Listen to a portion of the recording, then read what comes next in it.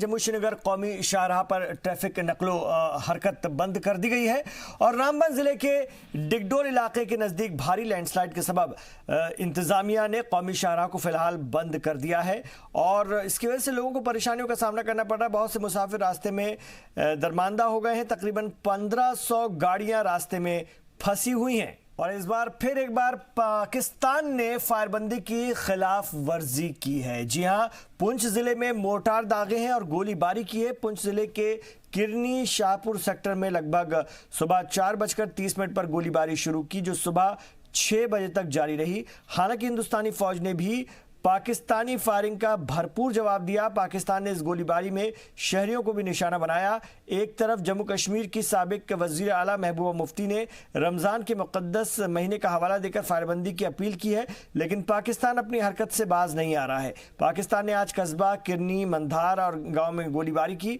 वहीं गाँव वालों का कहना है कि हम सुबह सहरी की तैयारी कर रहे थे कि पाकिस्तान की तरफ से ज़बरदस्त गोलाबारी शुरू होने लगी, जिसकी वजह से आज सहरी भी नहीं हो पाई। लोगों का मानना है कि पाकिस्तान को कम से कम रमजान के इस पाक महीने में तो गोलाबारी नहीं करनी चाहिए। सर्दी का टाइम था, जब अजान का आजम टाइम नहीं था, सर्दी खाने का टाइम। 2 घंटे बहुत फायरिंग हुई और इतनी फायरिंग हुई, बहुत बड़ा गोला चला। चाहे हमको ये मालूम नहीं उधर से आ रहा है इधर से आ रहा है, फायरिंग बहुत हो रही है।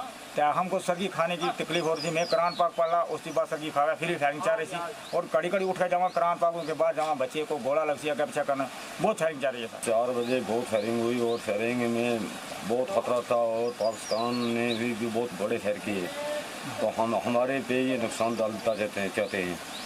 उसके बाद बात यह है कि अगर देखें अगर कम हो जाए तो बेहतर है। इधर श्रीनगर में रियासत के गवर्नर ने टीआरसी फ्लाईओवर का इफ्तिताह किया। टूरिस्ट रिसेप्शन सेंटर में ट्रैफिक ग्रिड सेपरेटर प्रोजेक्ट की संगे बुनियाद साल 2015 में उस वक्त के वजीर आला मुफ्ती मोहम्मद सईद ने रखी थी और इसे पूरा करने के लिए 1 साल का वक्फा तय किया गया था, लेकिन प्रोजेक्ट 2.5 साल की देरी से कंप्लीट हुआ।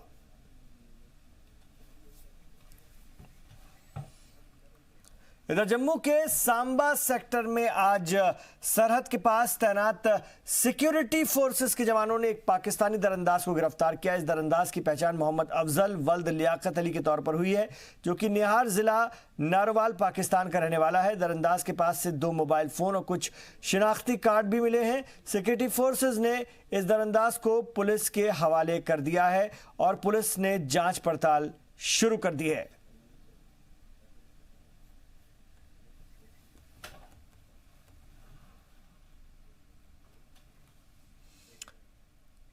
वहीं जम्मू के त्रिकुटा नगर में शहर की साफ सफाई के दौरान सड़क के किनारे लगाए गए कई पेड़ पौधों को तोड़े जाने से मकामी लोग बेहद नाराज हैं।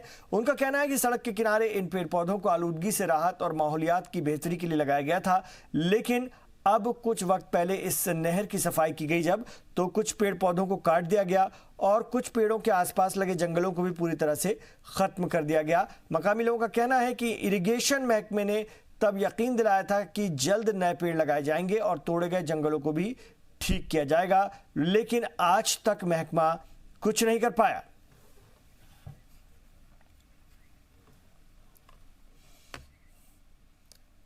इधर जिला रामबन की तहसील पुगल परिस्तान में 2 दिनों से बिजली गुल होने की वजह से लोगों में इंतजामिया के खिलाफ काफी नाराजगी पाई जा रही है और इस सिलसिले में शैलीगढ़ में बिजली महकमे के खिलाफ लोगों ने सड़कों पर उतर करके एहतजाजी मुजाहरा किया। लोगों ने कहा कि रमजान के महीने में बिजली नहीं होने की वजह से हमें काफी दिक्कत का सामना करना पड़ रहा है। लोगों ने जिला इंतजामिया से अपील की है कि जल्द से जल्द बिजली बहाल करें ताकि हमें और ज्यादा मुश्किलात का सामना ना करना पड़े। गुजारिश करता हूँ डिपार्टमेंट वालों से, बाकी जगहें भी बाकी इलाके भी हैं, वहाँ पर कभी इस तरह की लाइट आँख मचोली नहीं करते। मैं कहता हूँ कि यहाँ की इस आवाम से ये मुलाजिम लोग क्यों इतनी ज़्यादती करते हैं कि यहाँ लोगों से छेड़खानी मत करो, जो ही हवा चलती है तो बिजली गुल हो जाती है। तो इनसे मैं गुजारिश करता हूँ कम से कम ये इंसाफ करे इस इलाके के साथ। इतना बड़ा आंधी वाला इलाका नहीं है, थोड़ी सी हवा चलती है, बारिश का कतरा अभी आसमान से तैयारी करता है ज़मीन पर गिरने के लिए, तो बिजली गायब हो जाते हैं। मैं इनसे गुजारिश करता हूँ कि कम से कम ये हमारे साथ, हम लोगों के साथ, अपनी मुलाजमत के साथ, अपनी जिम्मेदारियों के साथ इंसाफ करें। कल इनको इस इधर पुंछ के सूरनकोट में टाटा मैजिक के हादसे का शिकार हो जाने की वजह से एक खातून की दर्दनाक मौत हो गई। हादसे में 4 दीगर लोगों के जख्मी होने की भी खबर है। जख्मियों का इलाज सूरनकोट सब डिस्ट्रिक्ट अस्पताल में कराया जा रहा है। हादसे में जान गंवाने वाली खातून की शिनाख्त परवीन अख्तर के तौर पर हुई है। अब जो है ये क्रेडिट जाता है ट्रैफिक पुलिस को, और यहाँ की जो ट्रैफिक पुलिस है इन्होंने हमदर्दी बचा के रखी है। साथ में रोड्स की कंडीशन देखो, रोड्स ने हमने 1000 बार डीसी को यहाँ मतलब लोगों ने इकट्ठे होकर रोका, एसडीएम को रोका, भाई ये देखो रोड की कंडीशन, रोड इतनी कंजेस्टेड है कि आए दिन पता नहीं कितने एक्सीडेंट होते हैं और होंगे भी। और ये सब जो है ये रोड जो है हमने मतलब 1000 बार यहाँ पे कहा कि रोड जो है हमारी खुली मतलब यहाँ पे हाईवे होनी चाहिए, और पैसा भी आ चुका है, डिपार्टमेंट सुस्त बैठा हुआ है, और जो ट्रैफिक पुलिस है वो भी जगह जगह पे बस पैसे बटोर रहे हैं, अपना जो है काम सरअंजाम नहीं दे रहे। इधर रमजान के इस पाक महीने में रोजेदार को नींद से जगाने के लिए नौजवानों की तरफ से अनोखी पहल की गई है। नौजवान रात में रोजेदारों को सहरी के लिए बेदार करते हैं।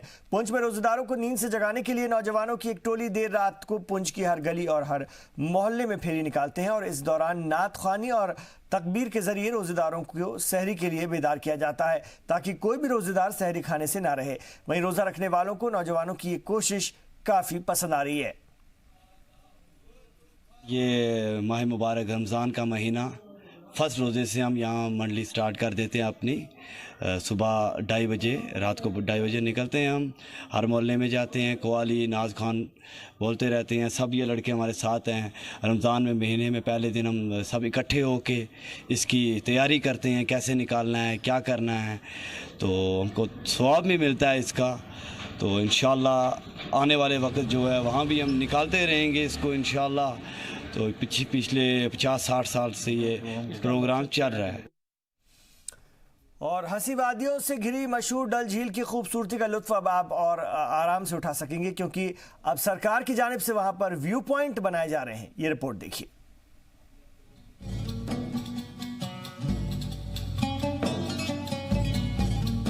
दुनिया की सबसे खूबसूरत झीलों में शुमार डल झील की खूबसूरती का लुत्फ अब और भी इत्मीनान के साथ उठाया जा सकेगा। जो लोग पहले डल का दीदार कर चुके हैं उनके लिए भी ये एक नया तजुर्बा होगा, क्योंकि अब सरकार की जानिब से डल झील के किनारे व्यू पॉइंट बनवाए जा रहे हैं। अब गर्मी हो या बारिश, आप इन व्यू पॉइंट से झील के नज़ारों का लुत्फ उठा सकते हैं। साथ ही यहाँ बैठकर अपनी थकान भी मिटा सकते हैं।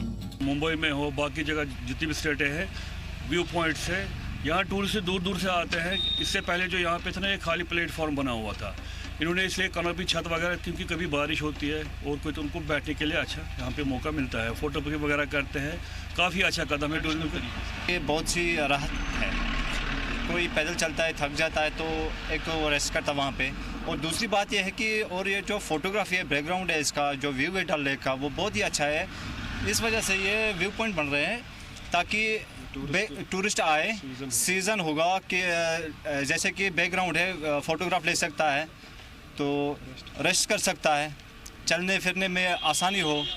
छत बन रहे हैं, बारिश हो वहाँ पे रुक सकता है, बिग न जाए। इस वजह से ये बहुत ही अच्छा काम हो रहा है। इन व्यू पॉइंट्स को रिवायती अंदाज में बनाया जा रहा है। इसके लिए इन्हें तारीखी कश्मीरी आर्किटेक्चर स्टाइल में बनवाया जा रहा है। व्यू पॉइंट पे काम कर रहे हैं हम लोग इधर। हम ये रिक्वेस्ट करना चाहते हैं गवर्नमेंट से कि ज़्यादा से ज़्यादा ये पॉइंट्स बनने चाहिए इधर पे, यानी इस फोल्सर रोड, ये इस बिलवाड़ रोड पे, क्योंकि जब गर्मी का टाइम होता है इधर बहुत गर्मी होती है। जब लोग ट्रैवल करते होंगे, चाहे कुछ उनको खाना पीना होगा, फोटोग्राफी करनी होगी, चाहिए इधर रेस्ट लेने चाहिए उनको। इधर बहुत डल झील का हवाई चल रहा है, इधर ठंडी ठंडी हवाई होती है गर्मी के टाइम में इधर तक। वहाँ तकरीबन 16 मेन पॉइंट्स हैं जिनको हम घाट्स कहते हैं, जहाँ से हमारे टूरिस्ट भी, हमारे लोकल्स भी डल में एंटर करते हैं या वापस आते हैं। हमने जो देखा उनकी पोजीशन वो खस्ता हालत थी। पर्टिकुलरली जो विंटर का पीरियड होता है, जब पानी आता है, जब वहाँ फ्रॉस्ट बन जाता है, तो हर एक का खतरा भी रहता है, गिरने का भी और नीचे किसी एक्सीडेंट का भी। ये चीज़ देख के, और दूसरा कि जब धूप भी होती है, धूप में भी वहाँ बहुत ज़्यादा धूप होती है, तो ये एक साया देने के लिए एक पर्टिकुलर, क्योंकि दूसरा ये भी है कि बड़े लोग दिन भर वहाँ वेट भी करते रहते हैं। हम बहुत शिकारा वाला एज वेल एज टूरिस्ट्स या इवन लोकल्स भी। तो उनको एक प्रोटेक्शन देने के लिए, एक अच्छी जगह बैठने के लिए और अट्रैक्टिव प्लेस देने के लिए हमने ये फैसला किया कि हम ऑल 17 पॉइंट जो हैं 17 के 17 पॉइंट्स पर नए घाट्स तैयार करें। सयाह यहाँ के हाउस बोट, शिकारे, पानी में खेले जाने वाले गेम्स के साथ साथ अब व्यू पॉइंट से कुदरती नजारों का भी लुत्फ ले सकेंगे।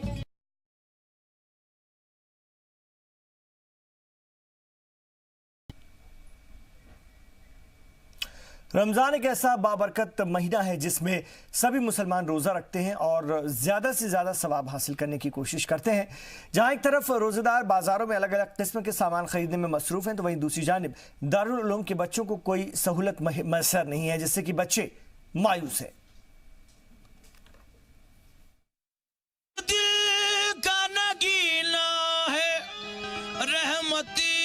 का करीना ए दोस्त तो रमज़ान इबादती का महीना। माह रमज़ान का आज तीसरा रोज़ा ख़त्म हो गया। इस दौरान मदरसा दारुल उलूम में भी सभी बच्चों ने इस बाबरकत महीने की आमद पर खुशी जाहिर की। इन मदारिस में बच्चों को बेहतर दीनी तालीम दी जाती है, मगर हैरानी की बात यह है कि इन मदारिस को हुकूमत की जानिब से कोई मदद नहीं मिलती। ऐसा लगता है कि जैसे ये मदारिस कभी वजूद में ही नहीं आए। बच्चों के मुस्तकबिल को संवारने के लिए हुकूमत को इस बारे में गौर व खौस करना होगा और इनके लिए बेहतर कदम उठाने होंगे। बाबरकत महीने में रोज़े रखने की तौफीक खुदा ने अता फरमाई। देखो जो अगले साल थे और आज इस साल नहीं हैं, तो अल्लाह तबारक व तआला उनको जन्नत अल फरदौस में जगह दे। हम सरकार से अपील करते हैं कि इस दारुल की तरफ, इस इदारे की तरफ, बल्कि कश्मीर में जितने भी इदारे हैं उनकी तरफ तवज्जो दी जाए, ताकि हम भी अपनी दीनी तालीम और अपनी दुनियावी तालीम मुकम्मल तौर पर पढ़ सकें और आगे की जानिब निकलें। ये बच्चे दीनी तालीम में भी किसी से कम नहीं हैं और अगर हुकूमत ध्यान दे तो तालिब इल्म दुनियावी तालीम हासिल कर सकते हैं। लोगों को भी चाहिए कि हमारे आसपास ऐसे बहुत से दारुल उलूम हैं जिन्हें मदद करने की ज़रूरत है। इस मौके पर मदरसे के तालिब इल्म ने जी सलाम से बात करते हुए कहा कि आज कश्मीर में जितने भी दारुल उलूम हैं, हुकूमत की जानिब से किसी पर भी तवज्जो नहीं दी जाती। फिर से एक बार ये माह मुबारक रमज़ान अल मुबारक का महीना अल्लाह तबारक व तआला ने नसीब फरमाया। तो इस माह रमज़ान अल मुबारक में अल्लाह तबारक व तआला हमें ज़्यादा से ज़्यादा इबादत करने की तौफीक अता फरमाए। अल्लाह तबारक व तआला का फरमान है, आज जो भी मुसलमान नवाफिलों का और जिक्र अज़कार का एहतमाम करता है या कोई सदक़ो खैरात का एहतमाम करता है, अल्लाह तबारक व तआला का फरमान है, जो अल्लाह के रास्ते में एक मुसलमान अल्लाह का बंदा नबी रहमत सल्लल्लाहु तआला अलैहि वसल्लम का उम्मती 1 रुपये खर्च करता है, अल्लाह मियाँ 1 रुपये के बदले में 10-10 नेकियां अता करता है। रमज़ान के इस मुक़द्दस महीने में तलबा और असातिज़ा के सामने कई दीगर मसाइल हैं जिन्हें लोगों की मदद से पूरा किया जाता है। हुकूमत को चाहिए कि ऐसे तालिब इल्म की जल्द अज जल्द मदद की जाए ताकि उनका मुस्तकबिल रोशन हो सके। जी सलाम के लिए गांदरबल से वक़ार मंजूर की रिपोर्ट। तो रमज़ान के मुक़द्दस मौके पर लोगों को मिल रही अशिया और खाने पीने का सामान की बेहतर क्वालिटी को यकीनी बनाने के लिए भदरवा इंतज़ामिया ने मार्केट चेकिंग का प्रोग्राम बनाया। इस दौरान मुख्तलिफ बाज़ारों और इलाकों का दौरा किया गया, जिससे तहसीलदार भदरवा ने पुलिस के हमरा मार्केट का जायज़ा लिया और बाज़ारों में मिल रही खाने पीने की चीज़ों की चेकिंग की। चेकिंग के दौरान बड़ी मिकदार में पॉलीथीन वगैरह जब्त किए गए बैग और दुकानदारों को वार्निंग दी गई कि आइंदा पॉलीथीन बैग नहीं बेचें। साथ ही लोगों से भी कहा गया कि पॉलीथीन फ्री शहर बनाने में साथ दें। मकसद इसका ये है कि रमज़ान का महीना चल रहा है, तो उससे मुताल्लिक़ कुछ शिकायत भी थी कि रेट्स वगैरह लोग सही नहीं दे रहे, तो रेट चेकिंग भी की जा रही है। एंटी इंक्रोचमेंट ड्राइव भी है कि जो इंक्रोचमेंट रोड की जा रही है उसको हटाया जाए ताकि लोगों की मुश्किलात का हल हो सके। हिदायत यही है कि इसके बाद अगर इंक्रोचमेंट की जाएगी तो हम पर्सनली आके उनको जुर्माना वगैरह भी करेंगे और जो लीगल पेनल्टीज हैं वो भी लगाएंगे। आज हम मोर और लेस एज अ वार्निंग दे रहे हैं कि आप हटा लें। हम आज रिक्वेस्ट ही कर रहे हैं सबसे कि आप हटा लें और जितनी हट सकती है हम आज हटा के निकल रहे हैं यहाँ से। इधर बांदीपुरा पुलिस की जानिब से पुलिस पब्लिक मीटिंग का दौरा जारी है और इस सिलसिले में बांदीपुरा पुलिस ने सरपंचों और पंचों के साथ बातचीत के लिए एक अवामी दरबार का इनेकाद किया। मीटिंग की सदारत एसएसपी बांदीपुरा राहुल मलिक ने की। इस दरबार में कसीर तादाद में लोगों ने शिरकत की। लोगों ने अपनी शिकायतें पुलिस के सामने रखी और पुलिस का इस मीटिंग के लिए शुक्रिया भी अदा किया।